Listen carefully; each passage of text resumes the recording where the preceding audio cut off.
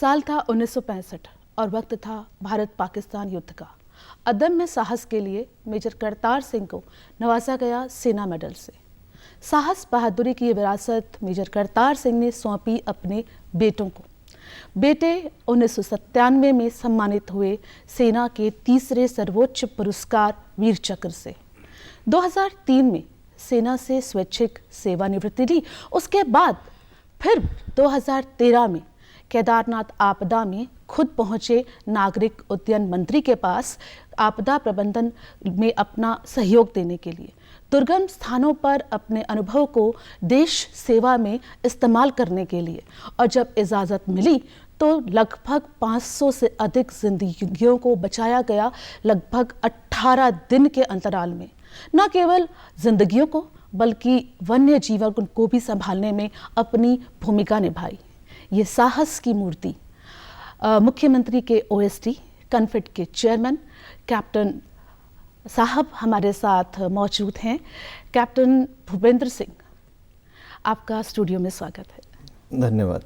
सबसे पहले तो हम जानना चाहेंगे आपकी उस पारिवारिक पृष्ठभूमि को जिन्होंने दुनिया से अलग बनने की, मिसाल बनने की आपको प्रेरणा दी। दादाजी के टाइम से ये सेना में देश की सेवा करने की एक परंपरा चली आ रही है। दादाजी प्रथम विश्व युद्ध के अंदर उन्होंने हिस्सा लिया था। उसके बाद पिताजी जब बड़े हुए, उन्होंने भी दादाजी के कदमों के अंदर चलने का मन बनाया और 62 की लड़ाई में हिस्सा लिया जो चीन के खिलाफ थी। और लगभग एक हफ्ते तक पिताजी गुम रहे, मिसिंग इन एक्शन कहते हैं मिलिट्री की टर्म में, और चीनियों के साथ खूब लोहा लड़ा। पर वो हम सबको मालूम है, सेना को तैयारी करने का समय नहीं मिला था, इसलिए उस युद्ध का ऐसा निर्णय हुआ। 65 की लड़ाई में फिर पिताजी ने अदम्य साहस, जैसा भी आपने बताया, उसका परिचय दिया और उनको वीर चक्र से सम्मानित, उनको सेना मेडल से सम्मानित किया गया। और उस समय जो अब्दुल हमीद थे, उनको परमवीर चक्र से सम्मानित किया। पिताजी उनके बॉस थे, कंपनी कमांडर कहते हैं सेना के अंदर। 71 की लड़ाई में भी पिताजी ने अपना योगदान दिया और वो लड़ाई चली थी बांग्लादेश की तरफ। उसका हमारे को पता है 90,000 सैनिक पाकिस्तानी सेना के कब्जे में आए थे और आज तक इतना बड़ा आत्मसमर्पण द्वितीय विश्व युद्ध के बाद किसी भी सेना का नहीं हुआ है। तो स्वाभाविक सी बात थी, इस तरह की प्रेरणा अगर ऐसा खून फैमिली में अगर चल रहा है तो मेरे मन में भी यही था। और मैं यहाँ हिसार में कैंपस स्कूल में पढ़ता था, पिताजी रिटायर होके आ गए थे और मैंने भी अपना मन सेना को ज्वाइन करने का बनाया और एनडीए में मैं सेलेक्ट हो गया था 12वीं करते हुए। और फिर सेना में दिसंबर 91 के अंदर मेरा कमीशन हो गया था और तब से फिर लगे रहे। 97 में जो आप बात कर रहे थे, तब मैं सियाचिन के अंदर था और बड़ी विषम परिस्थितियों के अंदर हमारे को रेस्क्यू करना था। तो वहाँ पे कुछ सैनिकों को चोट लगी हुई थी, तो वहाँ पे फिर जाने के लिए मैंने वॉलंटियर किया और दोनों ओकेजन्स पे पाकिस्तान का दुश्मन का जो फायरिंग थी, जैसे ही हम लैंड करने के लिए जाते वो शुरू हो गई थी, जिसकी वजह से हमारे हेलीकॉप्टर को भी काफ़ी क्षति पहुंची दोनों केसेस में। और उसके लिए जो राष्ट्रपति जी थे, उन्होंने फिर 98 में मेरे को वीर चक्र से नवाजा गया। आपको ध्यान दिला दूं, विंग कमांडर अभिनंदन को अभी वीर चक्र मिला था। यहाँ पर दर्शकों को ये उल्लेख करना बहुत ज़रूरी हो जाता है कि हरियाणा प्रदेश के पहले वीर चक्र से सम्मानित कैप्टन साहब ही हैं एयरफोर्स में, और ये हमारे लिए बिल्कुल गौरव का विषय है। तो एक वायुसेना के रूप में, क्योंकि आज तो तकनीक ने बहुत अपने पंख पसार लिए हैं, बहुत सी तकनीक आ चुकी है, मौसम की भविष्यवाणियाँ होती है और सेना में भी बहुत आधुनिक तकनीकें शामिल हो चुकी हैं। लेकिन जिस दौरान आप अपना ये साहसी प्रदर्शन कर रहे थे, उस समय आपका अनुभव क्या रहा एक वायुसैनिक के रूप में? आप ठीक कह रहे हैं। बाद के दिनों में तो नेविगेशन के लिए जैसे जीपीएस आ गया था तो बहुत सारे हमारे लिए आसान हो जाता था, पर उस ज़माने के अंदर तो दोनों ये 97 वाला जो मैंने अभी वाक़या बताया आपको सियाचिन ग्लेशियर का, और उसके 2 साल के बाद कारगिल के युद्ध में जहाँ मैंने हिस्सा लिया था, तब तक हमारे पास जीपीएस वाली प्रणाली नहीं आई थी और काफ़ी मुश्किल का सामना हमारे को करना पड़ता था फ्लाइंग करते रहें। बल्कि मैं तो कहूँगा कि 80% हमारा काम एज पायलट हेलीकॉप्टर के अंदर वो नेविगेशन का ही होता था कि आप भटक ना जाओ, रास्ता पकड़ के रखो। तो उस समय काफ़ी मुश्किलें थी। मतलब कह सकते हैं कि एक मशीन और एक इंसान दोनों का रूप एक ही भूमिका में आप निभा रहे थे। सियाचिन और कारगिल के अंदर इतनी सर्दी होती थी कि कोई भी इस प्रकार का सिस्टम नहीं था कि हम अपने आप को गर्म रख सकें। सियाचिन में तो 40 मिनट के अंदर अगर आपने वापस लैंड नहीं किया तो आपके हाथ और पैरों की उंगलियां बिल्कुल सुन्न हो जाती थी ठंड की वजह से, तो आपको पर फोर्स वापस आगे लैंड करना पड़ता था और तुरंत बुखारी के आगे बंद कमरे के अंदर खड़ा होना पड़ता था, तब जाके आप वापस सामान्य होते थे। इतनी सर्दी होती थी। आपके पास 500 घंटे से अधिक उड़ान का अनुभव है। कैप्टन साहब, जब आमतौर पर एक व्यक्ति अपनी किसी भी पद से सेवानिवृत्त हो जाता है तो उसके बाद वो उस काम के बारे में सोचना नहीं, या फिर सच कहें तो कभी कभी चाहे निजी सेवा हो या सरकारी सेवा हो, कोशिश ये होती है कि काम से 10 मिनट पहले छुट्टी मिल जाए तो ठीक है। आपने अपनी सेवानिवृत्ति के 10 साल बाद जब केदारनाथ की आपदा आई तो अपने आप को जनहित में जाकर सौंप दिया। ये विचार कहाँ से कैसे आया? सेना में रहने के बाद एक देश की सेवा करने का, और देश में अगर किसी प्रकार की विपदा आ जाए, देश में किसी प्रकार का संकट खड़ा हो जाए और आप सक्षम पाते हो अपने आप को, ऐसी परिस्थिति में कुछ करने के लायक आप महसूस करते हो, तो ये एक भावना थी जिसकी वजह से, जैसा आपने थोड़ी देर पहले बताया था कि वहाँ के जो सिविल एविएशन के सेक्रेटरी थे श्री राकेश शर्मा जी, उनसे हम लोग लगातार संपर्क में थे।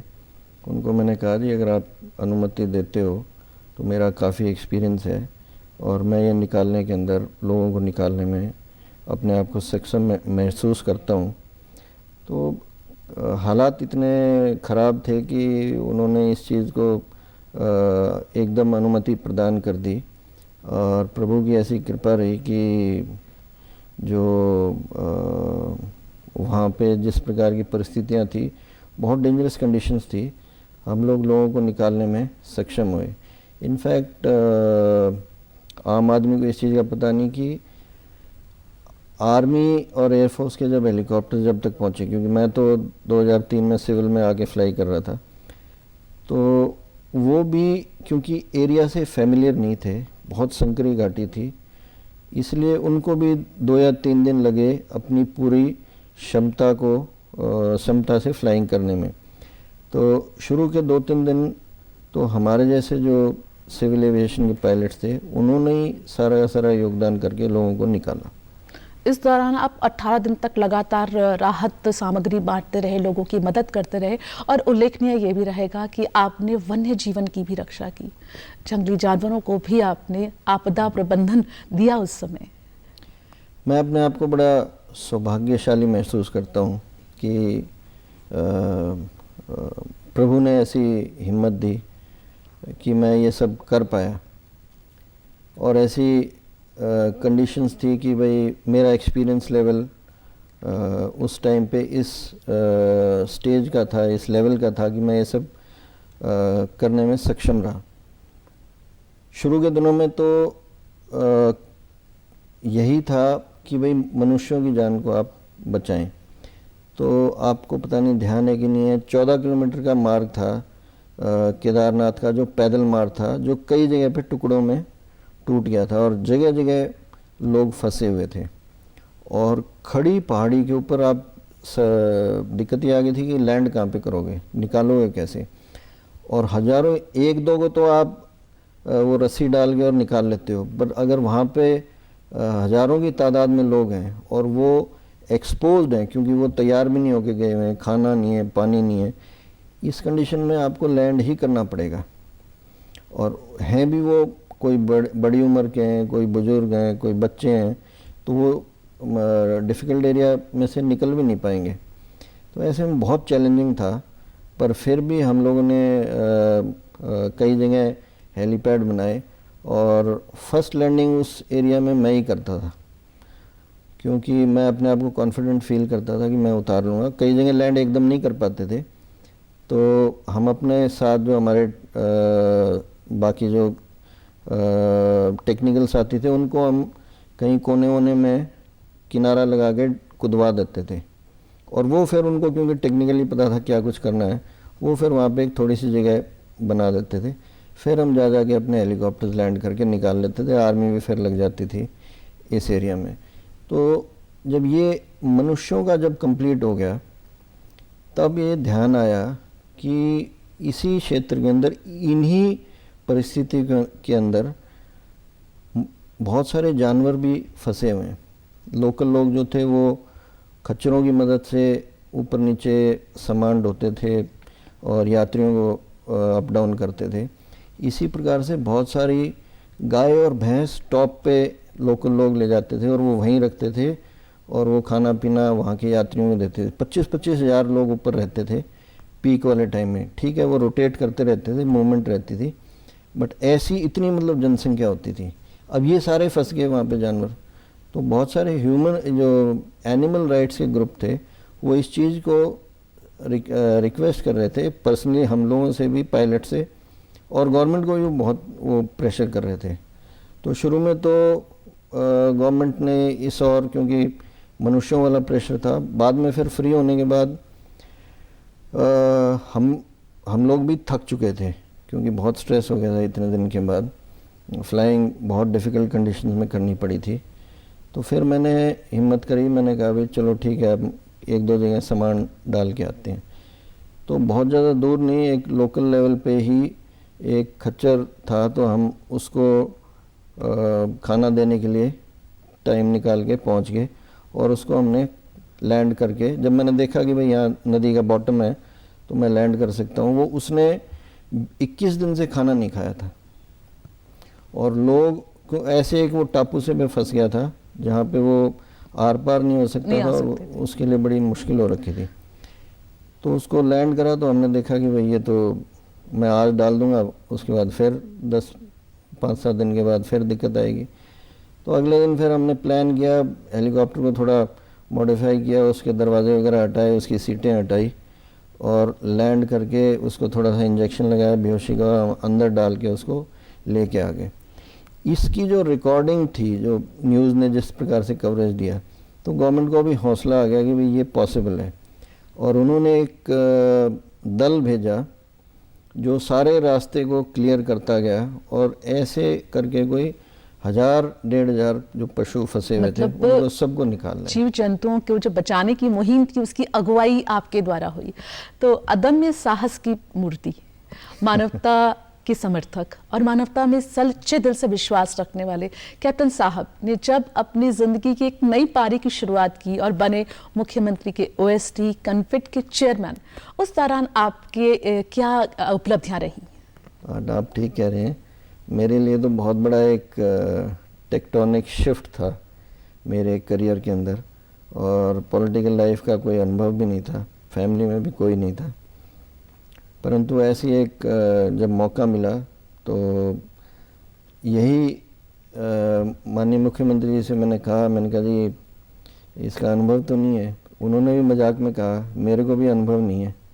तो मेरे को हिंट मिल गया, मेरे को इशारा मिल गया कि भाई बहुत ज़्यादा तेज़ी नहीं दिखानी है, पहले काम को देखो, समझो, जहाँ चीज़ नहीं समझ आती वहाँ जो सीनियर लोग हैं उनसे तालमेल बना के आदरणीय मुख्यमंत्री से दिशा निर्देश लेके फिर इसको काम को किया जाए।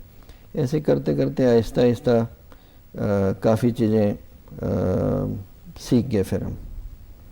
मतलब चाहे एक वायु सैनिक के रूप में कहें या फिर एक जन सेवक के रूप में, आपकी सर्वोपरि जो कह सकते हैं महत्ता है वो है जन सेवा। तो कैप्टन साहब, जब हम बात करते हैं आपकी उपलब्धियों की, आपके अदम्य साहस, आपकी वीर गाथाएं जो आपके मुंह से हमने सुनी, उसके साथ जब अपने देश, अपने प्रदेश हरियाणा की बात करते हैं, हिसार की बात करते हैं, उनको लेकर आपकी क्या आगामी योजनाएं हैं जिन्हें आप पूरा करना चाहेंगे? जैसे ही आदरणीय मुख्यमंत्री जी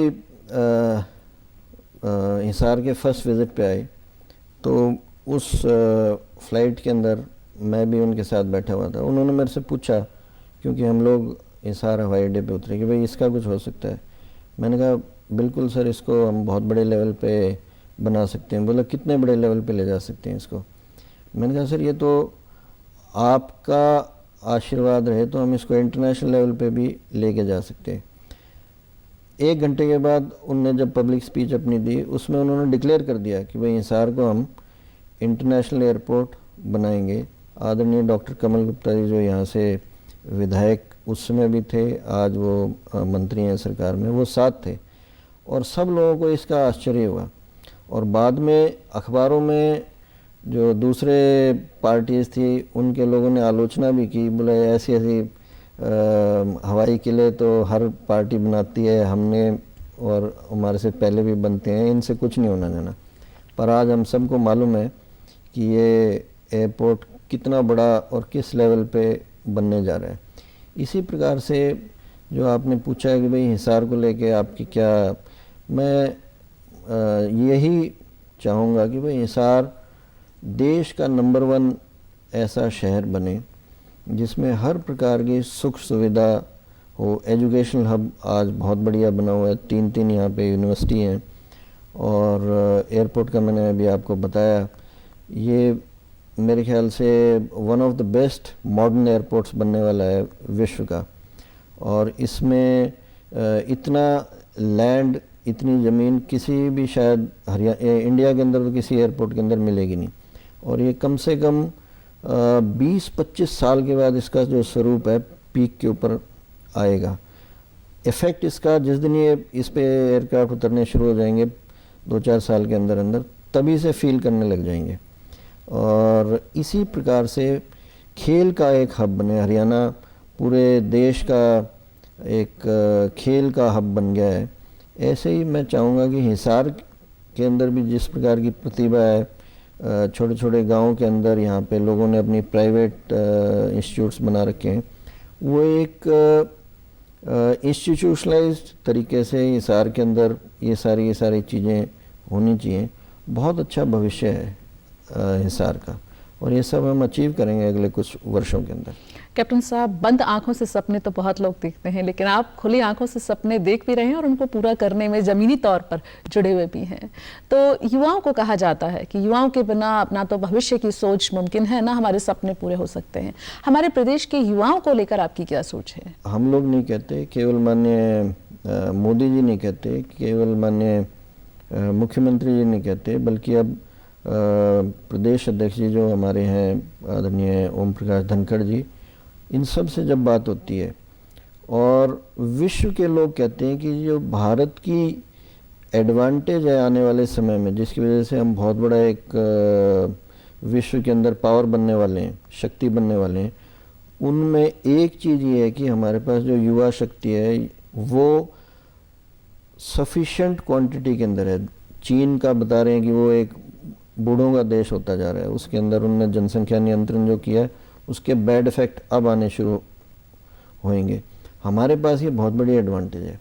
मैं चाहूँगा इसी एडवांटेज को हरियाणा के यूथ हिसार को एक केंद्र बना के यहाँ से अलग अलग आयाम, अलग अलग चीज़ें, अलग अलग इंस्टीट्यूट्स, चाहे वो स्पोर्ट्स का फील्ड हो, चाहे वो एविएशन का, जैसे हमने अभी डिस्कस किया, मेंटेनेंस हब, कार्गो हब, बहुत सारे मतलब चीज़ें हैं यहाँ पे। रिसर्च का सेंटर बने हिसार। ये आज के दिन बहुत बेरोज़गारी है और वो इसलिए है क्योंकि जो पुरानी जो सरकारें थी उन्होंने आगे की फ्यूचरिस्टिक प्लानिंग के बारे में बिल्कुल नहीं सोचा। ठीक है, ये एक पॉलिटिकल बात हो जाती है पर एक वास्तविकता है ये, अनफॉर्चुनेटली। अब क्राइसिस मैनेजमेंट करके इसको काफ़ी चीज़ों को ठीक कर रहे हैं, परंतु थोड़ा समय और लगेगा। पर यूथ का फ्यूचर बहुत ब्राइट है, भारत के अंदर और विशेषकर हरियाणा के अंदर। और हिसार यूथ के जो योगदान है उससे न केवल हरियाणा में पूरे विश्व में अपना नाम कमाने जाएगा। ये आप और हम कुछ वर्षों के बाद फिर मिलेंगे तो ज़रूर बात करेंगे। बिल्कुल, चाहे खेल हो या फिर सेना हो, हरियाणा के युवाओं का तो कहना ही क्या। अब जब बात हुई है युवाओं की, तो कैप्टन साहब, अग्निवीर, इसको लेकर भी लोगों के मन में बहुत संशय हैं, इसके बारे में आप क्या कहना चाहेंगे? 40 साल पहले, इनफैक्ट जब मैं एयरफोर्स में था उससे भी पहले से डिमांड है आर्म्ड फोर्सेस की कि भारत की सेनाओं में जो रिफॉर्म करने हैं उनकी ये 10 चीज़ें हैं। उस 10 में एक डिमांड ये थी, नाम तो इसका अग्निवीर दे दिया, पर उसकी डिमांड ये थी कि जो नीचे के लेवल पे फाइटिंग फोर्स जो बनती है, जो लड़ाई करने वाले लोग होते हैं, वो यंग होने चाहिए, उनकी एज कम होनी चाहिए। आज के दिन एज उनकी ज़्यादा है। आदरणीय मोदी जी ने सिर्फ सेना की रिकमेंडेशन को ही लागू किया है, उसका नाम अग्निवीर दिया है। आपको याद होगा शुरू के दिनों में ऑपोजिशन पार्टीज ने, विपक्ष ने बहुत एक झूठ का एक शोर शराबा कर आगे बढ़ाए, उसको डिस्टेबलाइज करने की कोशिश की, सारे माहौल को ख़राब करने की कोशिश की। परंतु अब जब अग्निवीर के एडवर्टाइजमेंट आने शुरू हुए, भर्ती शुरू हुई, तो आप देख सकते हैं किस प्रकार से उसके अंदर एक एक्सेप्टेबिलिटी हो रखी है, उसके अंदर एक स्वीकारता हो रखी है। स्कीम में बिल्कुल भी कमी नहीं है, ये आप खुद ही अब देख सकते हैं लोगों के रिस्पांस को देख के। तो युवाओं का रुझान भी काफ़ी दिख रहा है।